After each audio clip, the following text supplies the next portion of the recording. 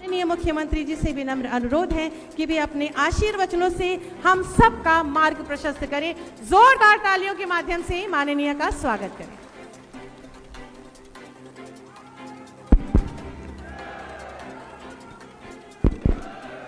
सियावर रामचंद्र भगवान की, सियावर रामचंद्र भगवान की। भारत माता की, भारत माता की। वंदे वंदे वंदे। सरदार पटेल, सरदार पटेल, सरदार पटेल। नमः पार्वती पतिये हर हर।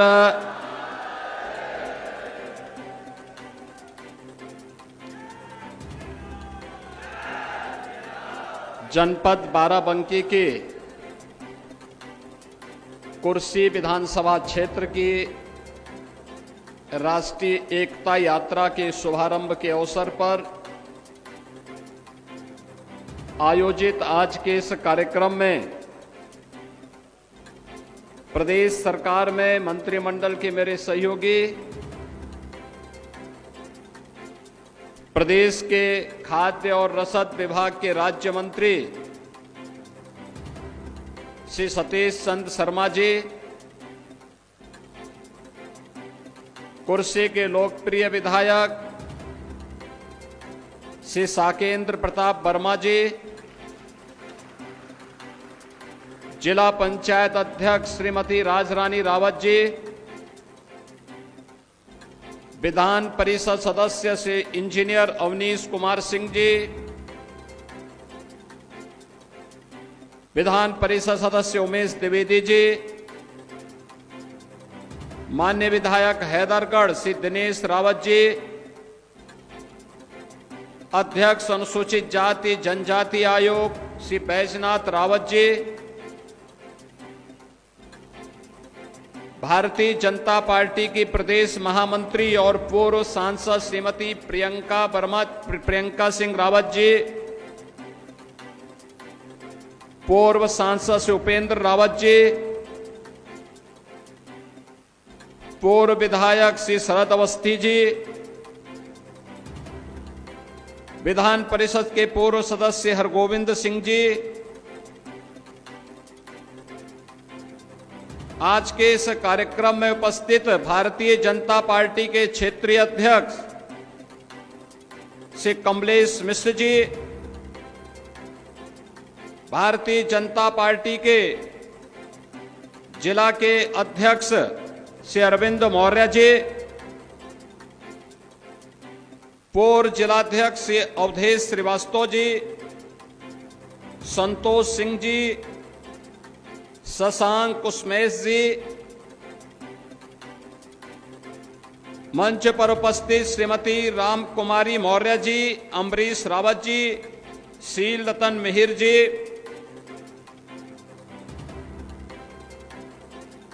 समारोह में उपस्थित बाराबंकी के प्रगतिशील किसान और पद्म पुरस्कार से सम्मानित श्री राम शरण वर्मा जी, जनपद बाराबंकी के मेरे सभी प्रगतिशील अन्नदाता किसान बंधुगण, भारी संख्या में उपस्थित बाराबंकी के सभी उपस्थित मेरे बहन और भाइयों, बाबा लोदेश्वर नाथ की इस पावन धरा को, जिस महादेवा के पावन स्थल को डबल इंजन की सरकार काशी विश्वनाथ की तर्ज पर कॉरिडोर में बदलने का कार्य कर रही है, कोटि कोटि नमन करते हुए मैं आप सबका हृदय से अभिनंदन करता हूं। बहनों और भाइयों, ये महज संजोग नहीं बल्कि नए भारत का दिग्दर्शन कराने वाला वर्ष है, जब एक और भारत के अखंडता के शिल्पी लौह पुरुष सरदार वल्लभ भाई पटेल की जयंती के 150 वर्ष पूर्ण हुए हैं। तो 150 वर्ष पूर्ण होने के साथ ही भारत के राष्ट्रीय गीत वंदे मातरम भी अपनी रचना के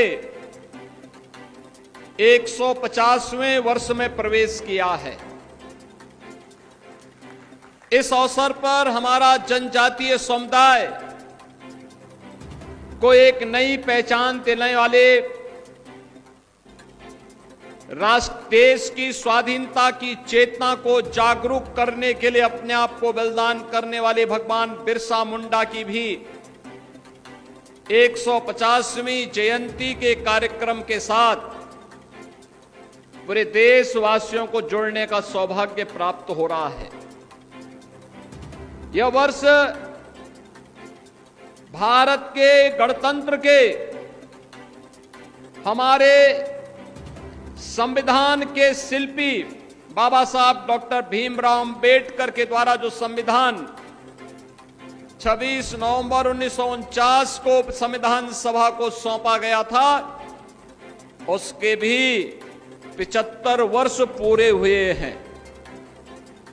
यानी एक साथ एक ही वर्ष में इतनी तिथियां, और यह महज संजोग नहीं कि इस वर्ष की शुरुआत में हम सब ने प्रयागराज में महाकुंभ का भी दर्शन किया था, और अभी 25 नवंबर को अयोध्या में 500 वर्षों की गुलामी को समाप्त करने के उपरांत भगवान श्री राम के भव्य मंदिर निर्माण के उपरांत अब उस पर भगवा केसरिया झंडा लहराता हुआ दिखाई देगा। 25 नवंबर को प्रधानमंत्री मोदी जी का आगमन स्वयं भी अयोध्या की धरती पर होने जा रहा है। इस अवसर पर यह मेरा सौभाग्य है कि लौह पुरुष सरदार वल्लभ भाई पटेल की जयंती के अवसर पर आयोजित इस एकता यात्रा के दौरान कुर्सी विधानसभा क्षेत्र की इस यात्रा में शुभारंभ करने और बाराबंकी के नागरिकों को 1734 करोड़ रुपए के विकास कार्यों का उपहार प्रदान करने का अवसर मुझे प्राप्त हो रहा है। मैं इन सभी योजनाओं की परियोजनाओं के प्रयास के लिए मंचस्थ जनप्रतिनिधियों को, यहां के विधायक, यहां के जिला पंचायत अध्यक्ष, विधान परिषद सदस्य और अन्य सभी जनप्रतिनिधियों को हृदय से धन्यवाद देते हुए पूरे बाराबंकी वासियों को मैं इन सभी परियोजनाओं की बधाई देता हूं, अपनी शुभकामनाएं भी देता हूं। बहनों और भाइयों, जब हम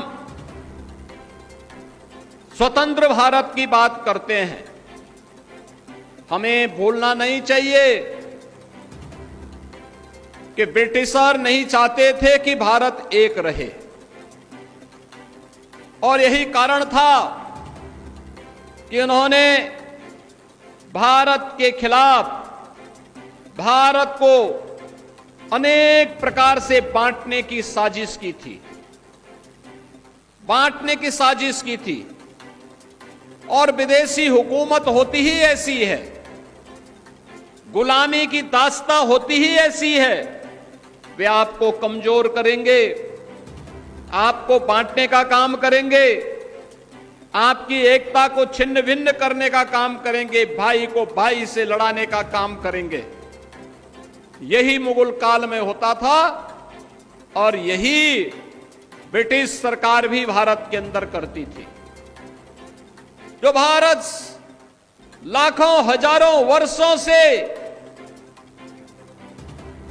एक रहा हो, अखंड रहा हो, लगातार ब्रिटिश कालखंड में उसके एक एक टुकड़े उससे अलग होते गए, और सबसे दुर्भाग्यपूर्ण विभाजन 14 अगस्त 1947 का था, जब भारत की दो भुजाओं को भारत से पृथक करके भारत पर एक बड़ी चोट ब्रिटिशर ने की थी।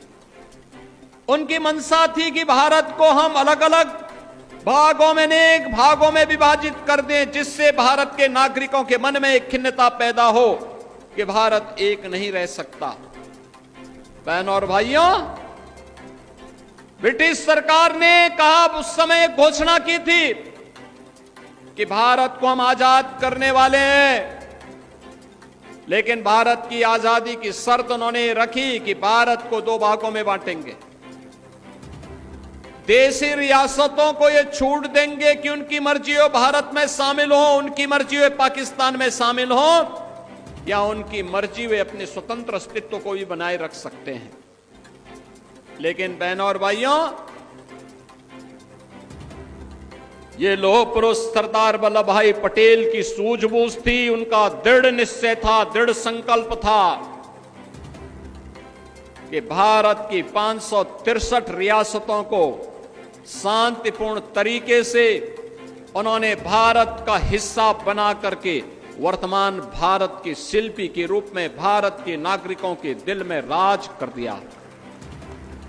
याद करिए, उस समय जूनागढ़ का नवाब और हैदराबाद का निजाम, वे भारत गणराज्य में शामिल नहीं होना चाहते थे, आनाकानी कर रहे थे, वे स्वयं का स्वतंत्र अस्तित्व बनाए रखना चाहते थे।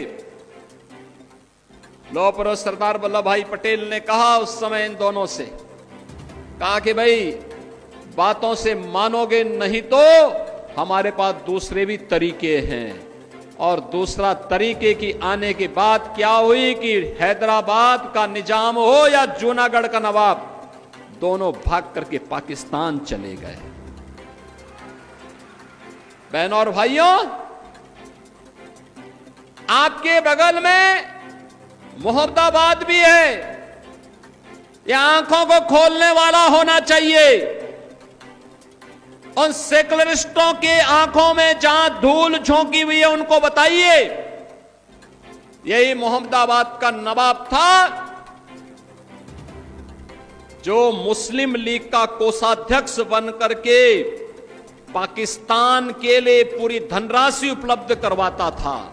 संपत्ति भारत की, और भारत की संपत्ति को भारत के खिलाफ, भारत को तोड़ने के खिलाफ कैसे इस्तेमाल किया जा रहा था। ये बगल में 5 किलोमीटर की दूरी पर आपकी मोहम्मदाबाद है, और उसके द्वारा जो शरारत की जा रही थी, और वह भाग करके पाकिस्तान भी चला गया था। वह पाकिस्तान भी चला गया था। आज भले ही जब पाकिस्तान में दुर्गति हुई, आज भले ही उसके वर्तमान के वंशज फिर से भारत के अंदर हाथ पैर मार रहे हों, लेकिन ये पूरी की पूरी प्रॉपर्टी शत्रु संपत्ति है, और शत्रु संपत्ति पर किसी भी शत्रु का अधिकार नहीं, बल्कि भारत के नागरिकों का अधिकार है, भारत की सरकार का अधिकार है। बहनों और भाइयों, राष्ट्रीय एकता ये केवल एक शब्द नहीं, हम सबकी आन बान और शान है, हमारा अस्तित्व है, हमारा और आने वाली पीढ़ी का भविष्य है। हम आने वाली पीढ़ी को कैसा भविष्य देना चाहते हैं, यह देखने के लिए इस प्रकार की केवल एक घोषणा नहीं है, यह महज संजोग नहीं कि जब हम लौह पुरुष सरदार वल्लभ भाई पटेल की जयंती के 150 वर्ष पूरा कर रहे हैं, तब भारत के राष्ट्रगीत, जिस राष्ट्रगीत का वाचन अभी हम लोगों ने इस मंच पर किया है, हजारों की भीड़ राष्ट्रगीत के साथ सावधान की मुद्रा में रह करके सम्मान दे करके गायन के साथ जुड़ रहा था। आपने देखा होगा, ये वही गीत है जिसे 1876 में बंकिम चंद्र चट्टोपाध्याय ने रच करके भारत की स्वाधीनता के लिए एक मंत्र की रचना की थी, जिसने भारत की जन चेतना को जागरूक करने के लिए उसी प्रकार का योगदान दिया था। जैसे हम यज्ञ में जब मंत्रोच्चार करते हैं और यज्ञ कुंड में अपनी हवि अर्पित करते हैं, तो यह वही था। राष्ट्र यज्ञ में भारत के क्रांतिकारियों के द्वारा गाए जाने वाले उस मंत्र का प्रतीक था, जो राष्ट्र रूपी यज्ञ को आगे बढ़ाने के लिए, उसकी लौ को तेज करने में अपना योगदान दिया। भारत का क्रांतिकारी, भारत का युवा कभी विचलित नहीं हुआ। आजादी के आंदोलन में उसने वंदे मातरम को गाते गाते फांसी के फंदे को अपने गले में लगाने में संकोच नहीं किया, और जब भी उसको फांसी की सजा होती थी, वह खुशी खुशी हंसते हंसते फांसी के फंदे को गले में लगा करके वंदे मातरम बोल करके वह फांसी के फंदे पर झूलता था। आने वाली पीढ़ी के लिए एक नया संदेश छोड़ करके जाता था कि राष्ट्र से बढ़ करके कुछ नहीं। अगर हम जिएंगे तो देश के लिए, मरेंगे तो देश के लिए, और कुछ भी योगदान देंगे तो राष्ट्र हमारे लिए प्रथम होगा। और उसी भाव के लिए आज वंदे मातरम को भी 150वें वर्ष में अभी 7 नवंबर को एक समारोह में प्रधानमंत्री जी ने इस कार्यक्रम का शुभारंभ किया था। लेकिन आज भी है, कुछ लोग हैं कहेंगे खाएंगे, रहेंगे हिंदुस्तान में, खाएंगे हिंदुस्तान में, लेकिन वंदे मातरम गाएंगे नहीं। हम उनकी मंशा को समझें, हम उनकी मंशा को समझें। ये बाध्यकारी नहीं है, लेकिन यह समझने की विषय वस्तु भी है। जो लोग वंदे मातरम का विरोध कर रहे हैं, वे भारत माता का विरोध कर रहे हैं। यह किसी व्यक्ति के लिए नहीं, यह वंदे मातरम राष्ट्रीय गीत किसी व्यक्ति, किसी जाति, किसी क्षेत्र या किसी एक ईश्वर, किसी एक उपासना विधि के प्रति आग्रही नहीं बनाता है, बल्कि यह तो भारत माता की वंदना है। भारत माता के प्रति हमारी कृतज्ञता है। भारत माता के लिए गाए जाने वाले हमारे उस स्वर का प्रतीक है, जो हमारे अंतःकरण के भाव को व्यक्त करता है। और यह सच है, हमने देवी के 3 रूपों को, महादुर्गा, महासरस्वती और महालक्ष्मी के रूप में ही पूजन करके भारत और भारतीयता को आगे बढ़ाने की शक्ति अर्जित की है। तो स्वाभाविक रूप से वंदे मातरम के माध्यम से भी इस सस्य श्यामला मातरम की इस भाव को ध्यान में रख करके हमने उसे महादुर्गा, महालक्ष्मी और महासरस्वती के रूप में उसकी वंदना करके भारत के प्रत्येक नागरिक से यह आग्रह किया है कि वह वंदे मातरम के साथ जुड़े, भारत की राष्ट्रीयता को मजबूती प्रदान करें। याद करिए, जिस गीत को स्वयं स्वर दिया हो गुरुदेव रविंद्रनाथ टैगोर ने, उस गीत का विरोध किया जा रहा है। भारत का क्रांतिकारी जिस गीत को गा करके फांसी के फंदे पर चूमता था, उसका विरोध किया जा रहा है। भारत की एकता और अखंडता का प्रतीक जो गीत है, उसका विरोध किया जा रहा है। इस विरोध के लिए कोई जगह नहीं होनी चाहिए, हमारे यहां कोई जगह नहीं होनी चाहिए। और इसीलिए मैं आप सबसे अपील करूंगा, बहनों और भाइयों, कोई मत हो, कोई मजहब हो, कोई जाति हो, और राष्ट्र से बढ़कर के नहीं हो सकता है। याद रखना, हम सब के लिए राष्ट्र प्रथम होना चाहिए।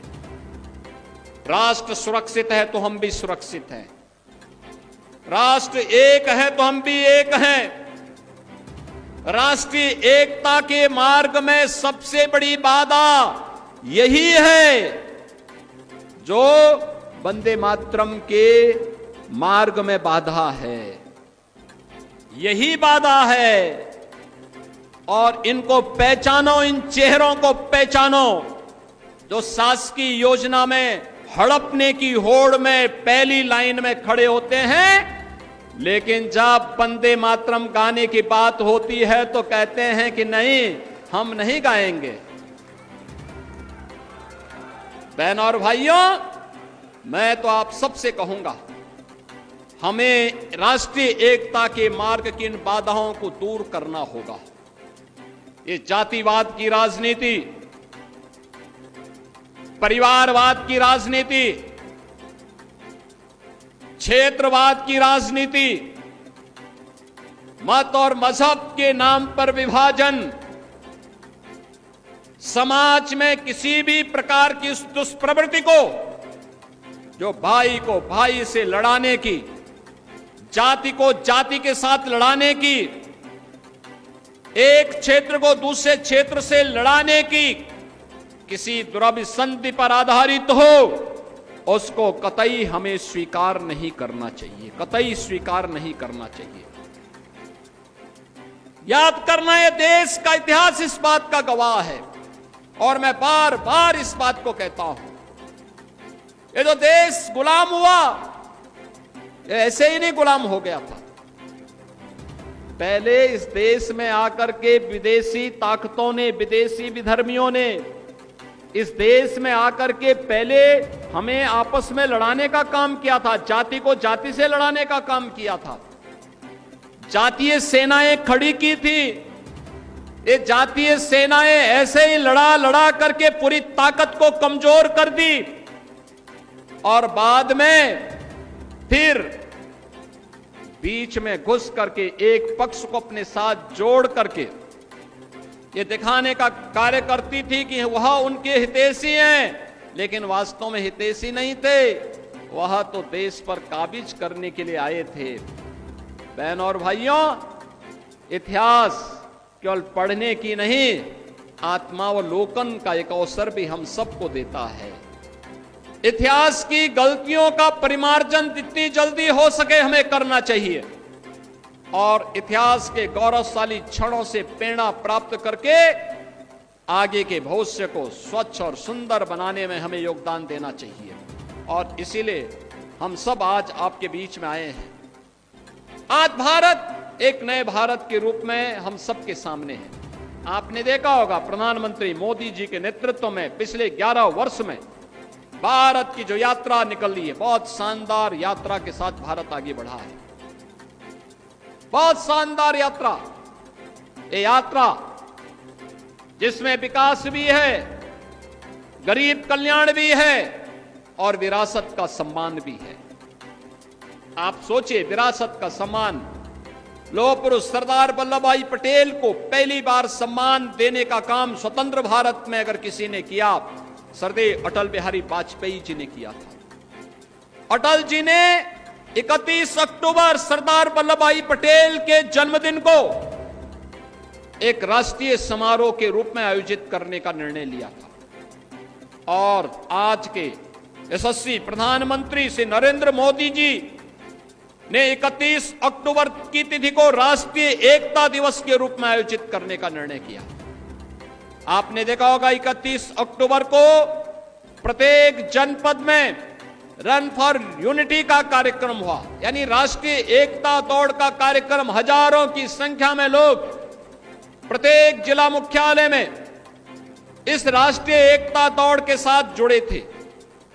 और यही नहीं, अगर दुनिया की सबसे बड़ी प्रतिमा किसी की लगी है तो भारत के लौह पुरुष सरदार वल्लभ भाई पटेल की दुनिया की सबसे बड़ी प्रतिमा है, वह है केवड़िया गुजरात में। सबसे बड़ी प्रतिमा है दुनिया की। एक वीरान जगह को टूरिज्म का दुनिया का सबसे बेहतरीन केंद्र के रूप में स्थापित करने का काम अगर किसी ने किया है तो प्रधानमंत्री मोदी जी ने किया है। और राष्ट्र नायकों को कैसे सम्मान दिया जाना चाहिए, यह मोदी जी ने किया है। लौह पुरुष सरदार वल्लभ भाई पटेल। कांग्रेस तो चाहती भी नहीं थी कि लौह पुरुष को सम्मान मिले। याद करिए, जब देश के अंदर आजादी का आंदोलन चल रहा था प्रधानमंत्री की कुर्सी पर कौन जाएगा? 15 राज्यों से प्रस्ताव मांगे गए थे। 14 राज्यों ने प्रस्ताव दिया था लौह पुरुष सरदार वल्लभ भाई पटेल के नाम का, लेकिन सरदार वल्लभ भाई पटेल को नहीं बनने दिया गया। बहन और भाइयों, ये लोग लौह पुरुष को क्या सम्मान दे पाते हैं, क्या सम्मान दे पाते हैं। लेकिन लौह पुरुष सरदार वल्लभ भाई पटेल को उनके विराट व्यक्तित्व के अनुरूप सम्मान देने का काम अगर किसी ने किया है, ये प्रधानमंत्री मोदी जी ने किया है, भारतीय जनता पार्टी ने किया है। बाबा साहब भीमराव अंबेडकर को सही मायने में सम्मान देने का काम किसी ने किया है तो यह भारतीय जनता पार्टी और प्रधानमंत्री मोदी जी ने किया है। आपने देखा होगा बाबा साहब भीमराव अंबेडकर को भारत रत्न देने का कार्य रहा हो, या बाबा साहब भीमराव अंबेडकर से जुड़े हुए पंच तीर्थों के विकास के लिए कार्य, मऊ जहां उनका जन्म हुआ था वहां भव्य स्मारक का निर्माण भारतीय जनता पार्टी की सरकार ने किया। बाबा साहब ने इंग्लैंड में उच्च शिक्षा जिस भवन में रहकर के अर्जित की थी, उस भवन में जब ब्रिटिश सरकार उसको बेच रही थी तो भारत से प्रधानमंत्री मोदी जी ने टीम भेज करके उस भवन को खरीदा। उस भवन में बाबा साहब भीमराव अंबेडकर की स्मारक बनाने के साथ ही अनुसूचित जाति जनजाति के छात्रों को उच्च शिक्षा के लिए एक शोध केंद्र के रूप में से विकसित करने का काम भी इंग्लैंड की धरती पर किया है। बहन और भाइयों, बाबा साहब भीमराव अंबेडकर ने दिल्ली में रह करके अपना सार्वजनिक जीवन जिस भवन में रह करके व्यतीत किया था, उस भवन में रह करके उस भवन को बाबा साहब भीमराव अंबेडकर के इंटरनेशनल सेंटर के रूप में विकसित करने का काम प्रधानमंत्री मोदी जी ने किया।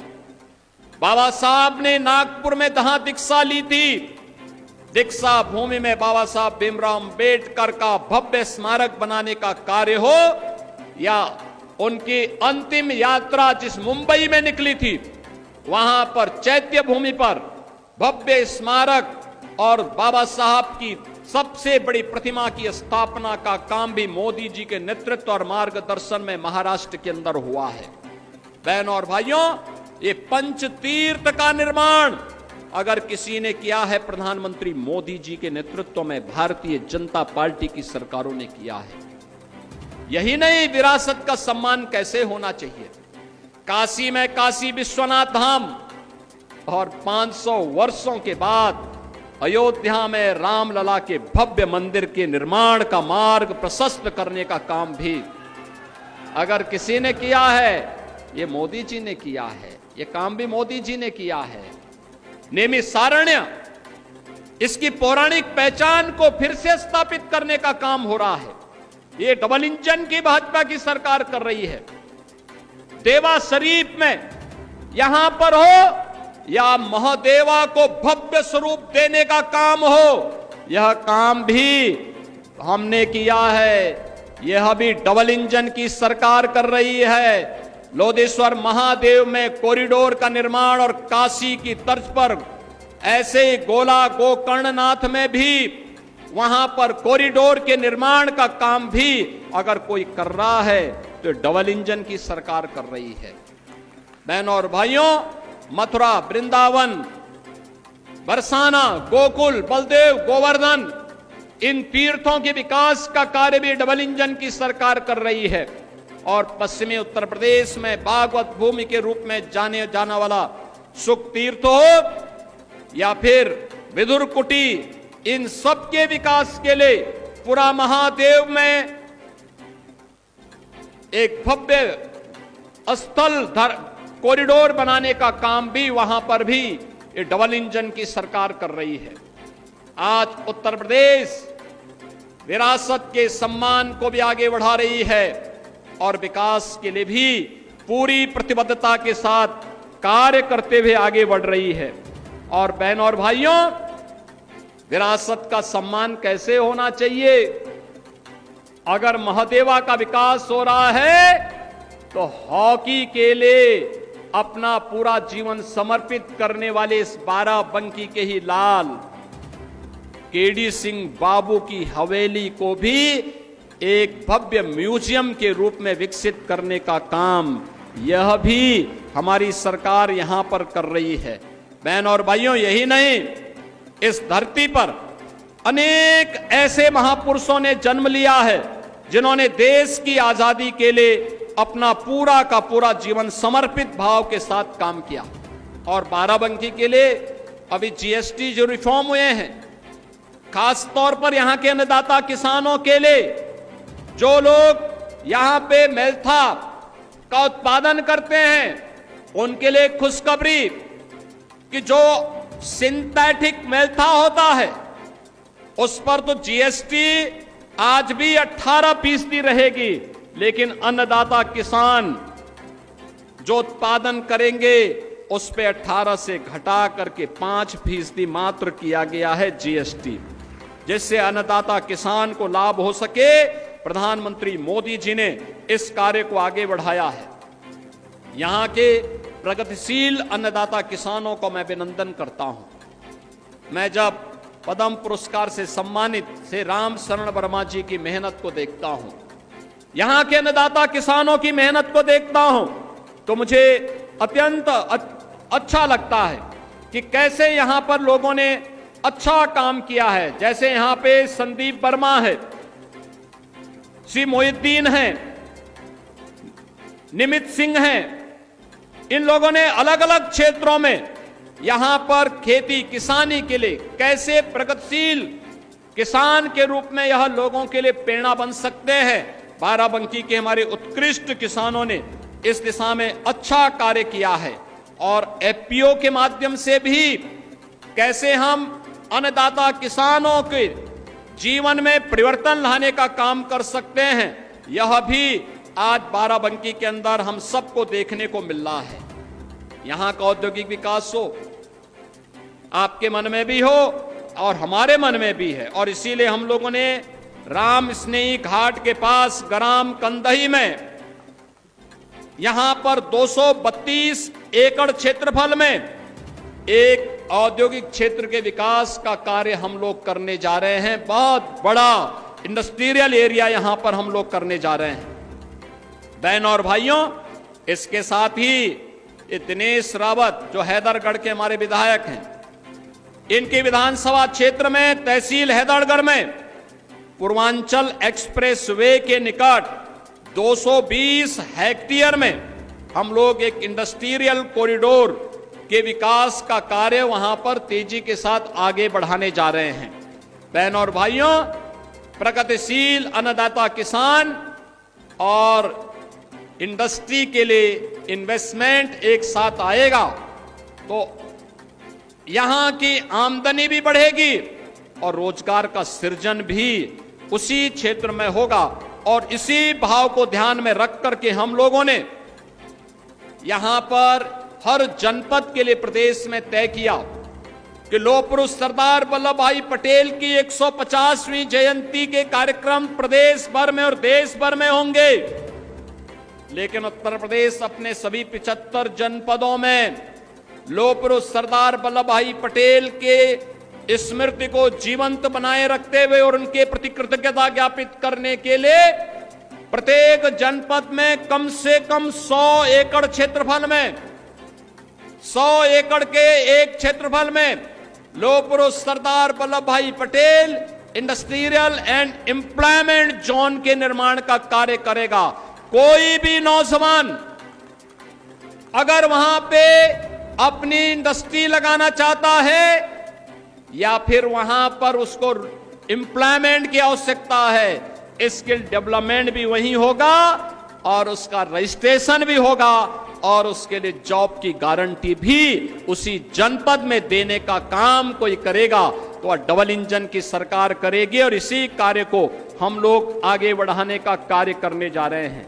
बहन और भाइयों, आज डबल इंजन की सरकार प्रत्येक क्षेत्र में विकास का कार्य कर रही है। इंफ्रास्ट्रक्चर डेवलपमेंट में उत्तर प्रदेश की गति को आपने देखा होगा। आज से 8 वर्ष पहले इंफ्रास्ट्रक्चर में हम लोग कहां थे? कहीं नहीं थे। यूपी पिछड़ा हुआ राज्य, बीमारू राज्य माना जाता था।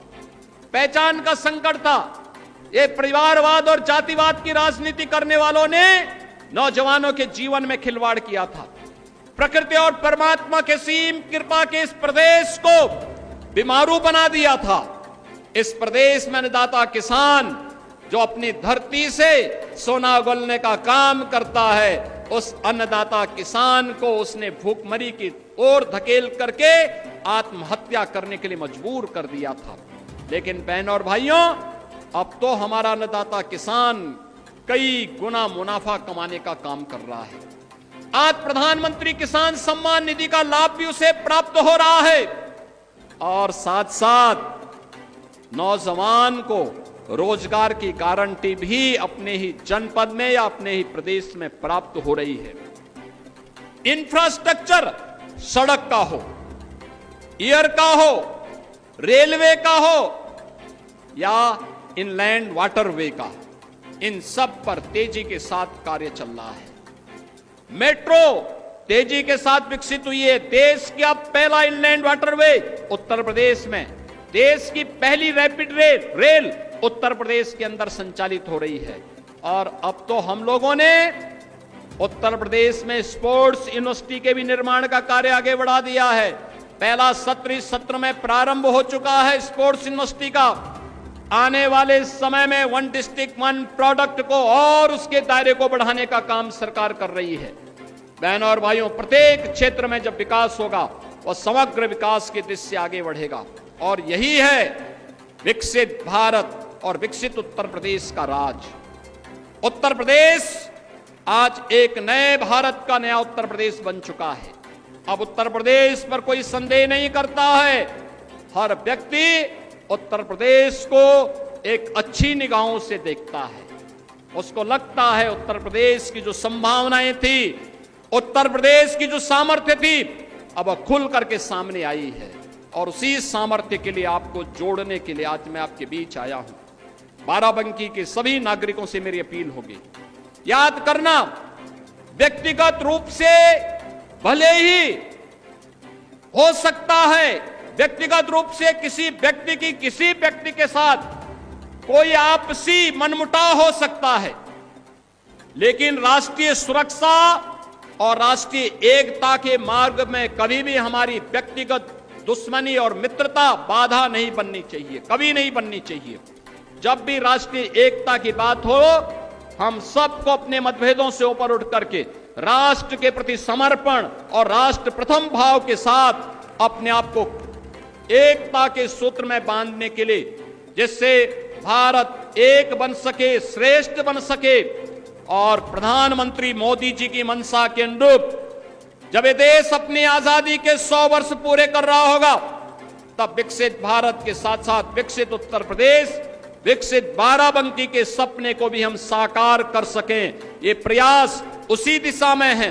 आज जो सड़क, पुल, पुलिया या फिर पेयजल और अन्य तमाम बाढ़ से जुड़ी हुई समस्या के समाधान के लिए आज जो लोकार्पण और शिलान्यास का कार्यक्रम 1734 करोड़ रुपए की लागत की है, ये इसी भाव के साथ आगे बढ़ाया जा रहा है।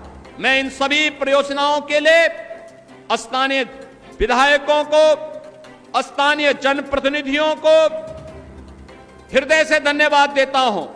आप सभी बाराबंकी के नागरिकों को बधाई देता हूं और आपसे अपील करता हूं, कुर्सी विधानसभा क्षेत्र की ये राष्ट्रीय एकता यात्रा आज निकल रही है। लगभग 7 से लेकर 10 किलोमीटर की यात्रा होगी।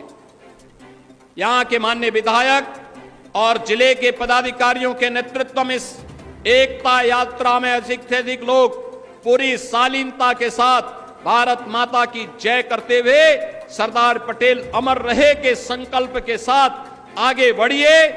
विकास की सोड़ में हम पिछड़ने न पाए, इस संकल्प के साथ विरासत और विकास को साथ साथ लेकर के चलेंगे। इस भाव के साथ हम निरंतर आगे बढ़ते रहेंगे।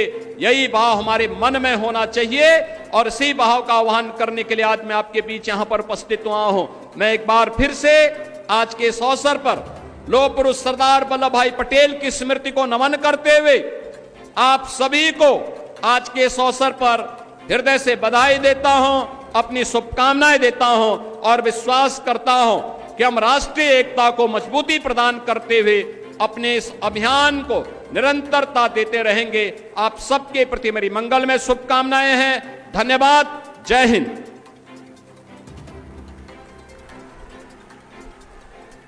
बहुत बहुत धन्यवाद, आभार माननीय मुख्यमंत्री जी। मैं अनुरोध करूंगी माननीय विधायक महोदय कुर्सी श्री साकेंद्र वर्मा जी से कि माननीय मुख्यमंत्री जी का सम्मान करें, उनको अंगवस्त्र उड़ाकर और स्मृति चिन्ह भेंट करके। और आप सभी सम्मान स्वरूपी तालियां, प्रणाम स्वरूपी तालियां मंच तक पहुंचाएं, भरपूर तालियां। मैं अनुरोध करूंगी माननीय अध्यक्षा जिला पंचायत श्रीमती राजरानी रावत जी से कि माननीय मुख्यमंत्री जी का सम्मान करें।